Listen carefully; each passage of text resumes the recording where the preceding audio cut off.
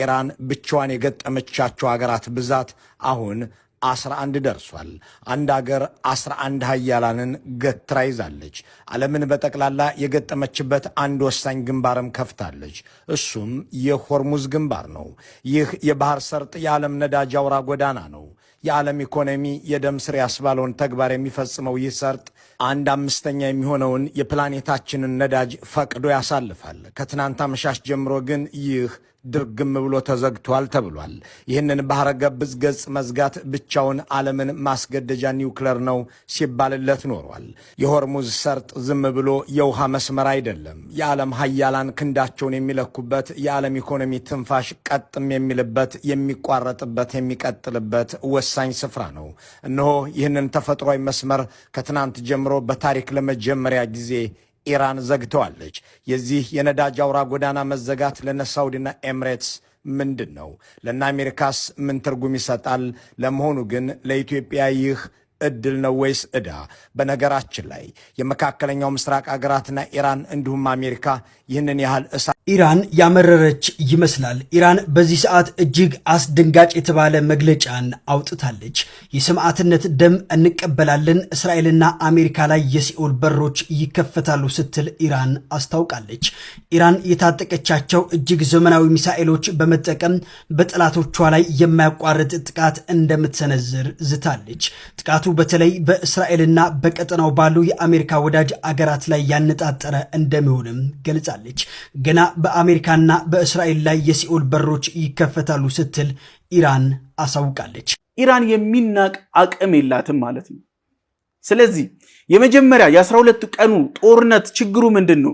ኢራንን አሳንሰው መገመታቸው ዋጋ አስከፍሏቸዋል። አሁን ደግሞ ኢራን የቆሰለች ነብር ነች። ብዙ ተዘጋጅታለች። ኤስ400ዷ ኤስ300ዷ ሙሉ በሙሉ የአየር መቃወሚያ ስርዓቷን ከራሻ አስገብታ አጠናክረዋለች። ሞሳድ የዛ ጊዜ ለቢቱ ቦምበሮች ለአሜሪካ የሰራው ትልቁ ውለታ ምንድን ነው? እነዚህን አየር መቃወሚያዎች ከውስጥ ሆኖ ስላመከናቸው ነው እንጂ ቀጥታ እነ ቢቱ ቦምበሮች ኢራን ውስጥ ቢደርሱ ፈንዲሻ ነበር የሚሆኑት። ስለዚህ የድርድር ስምምነቶቹን በምንመለከት ጊዜ በጣም የተራራቀ ሐሳብ ላይ ናሉት። ምክንያቱም ኢራን እንዳለችው ከሆነ ከኒውክሌር ፕሮግራም ውጪ መነጋገር መደራደር አልፈልግም ብላለች። ምናልባትም አሜሪካ ኢራን በዚህ ድርድር ላይ ተስማምተው ካልወጡ ለዓለም የሚተርፈው ከፍተኛ የተባለ የኑሮ ውድነት የነዳጅ መጨመር ነው። ምክንያቱም ኢራን ካላት ወታደራዊ አቅም ስትራቴጂካል ጂኦሎኬሽኗ በራሱ ትልቅ አድቫንቴጅ ይሰጣታል። ምክንያቱም የገልፍ ሀገራት ነዳጅ የሚልኩት በሙሉ መተላለፊያቸው የሆርሙዝ ሰርጥ አብዛኛው የወታደራዊ ብልጫ ተይዞበት ያለው በኢራን ነው።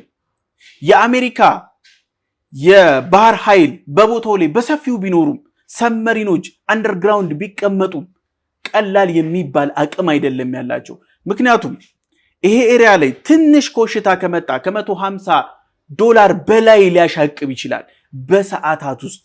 በነገራችን ላይ የ12ቱ ቀናት ጦርነት ላይ በቦታው ላይ በነበረ ትንሽ መስተጓጎል የነዳጅ ዋጋ አሻቅቦ ነበር። ምናልባትም ወደ ሙሉ ጦርነት የሚገቡ ከሆነ አሜሪካ በአጭር ጊዜ መቋጨት ማትችል ከሆነ ለዓለም የሚተርፈው ዳፋ ግዙፍ ነው። ምናልባትም አንድ ነገር እንመልከት። የዚህ የአሜሪካ ፍላጎትን በኢራን ላይ ያለው እውነት የኒውክለሩ ብቻ ነው ወይ? አሜሪካ የምትለው ኒውክለሩ ዩራኒየሙን ታስረክብ ነው። ኢራን ይሄ ሁሉ ዋጋ የከፈለችበት የተደበደበችበት ኢኮኖሚያዊ ማዕቀብ ውስጥ የወደቀችበት ዩራኒየም በቀላሉ ታስረክባለች ወይ? የማይመስል ነው። በ12ቱ ቀናት ጦርነት ላይ አሜሪካ ሰክሰስፉል አልነበረችም። በሂስፋሃን ያሉትን የኒውክሌር ማብላሊያዎች ብትመታም ዩራኒየሙ አልተመታም። ይሄ ኪሳራ ነው። ስለዚህ እነዚህ አካላቶች ትልቁ ጨዋታ ኢራን የምትፈልገው የኢኮኖሚ ማዕቀቡ እንዲነሳላት ነው። አሜሪካ ደግሞ ለሱ በንጽጽር ያቀረበችው የኒውክሌር ፕሮግራም ይቁም የሚል ነው። ስለዚህ ሁለቱም ጽንፍ ያዘ አቋም ነው ያላቸው። ሊስማሙ ይችላሉ የሚባልበት መንገድ ራሱ ትንሽ ነው። አሜሪካኖች ግን አንድ ነገር ይላሉ። ኢራን በህዝባዊ አመጽ ውስጥ ነች። ኢኮኖሚያዊ ቀውስ ተባብሶ ቀጥሏል።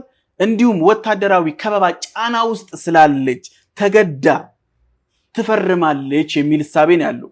ኢራን መጥፋትን ትመርጣለች እንጂ በፍጹም ለአሜሪካ እጇን የምትሰጥ አገር አይደለችም። ምናልባትም በእነዚህ 2-3 ቀናቶች ውስጥ ይሄ ድርድር የማይሳካ ከሆነ ዓለም ምናልባትም ቀጣዩን ትልቁን የዓለም አቀፍ ጦርነት ልንመለከት እንችላለን።